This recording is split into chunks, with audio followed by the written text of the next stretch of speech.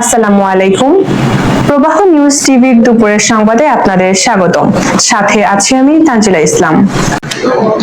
মানিকগঞ্জের শোকের ছায়া।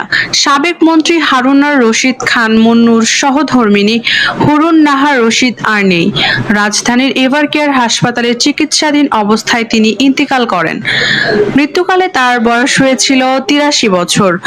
মুন্নু মেডিকেল কলেজে মাঠে অনুষ্ঠিত হয় জানাজা। নাতির কান্নায় পরিবেশ হয়ে ওঠে আবেগ ঘন।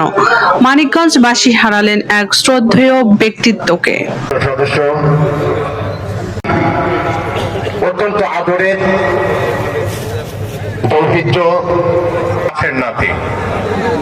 তো আমার জীবনের অনেক বছর বিদেশ থাকাতে আমার নানা নানুকে পাইনি অনেক বছর, কিন্তু উনি যেহেতু ওনার কোনো পুত্র সন্তান ছিল না, উনি আমাদেরকে ওনার নিজের ছেলের মতো নিয়ে স্নেহ করে বড় করেছেন।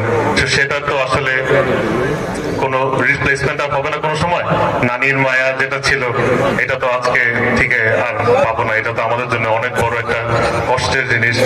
তারপরে আমরা এটুকু সান্ত্বনা নিচ্ছি, কারণ গত ৪ বছর ধরে উনি অত্যন্ত কিন্তু কষ্ট করে ক্যান্সারের সাথে লড়াই করে আসছে।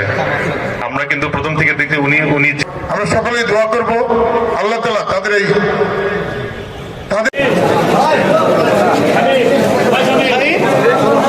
ফেসবুকে দেখবাইছিলাম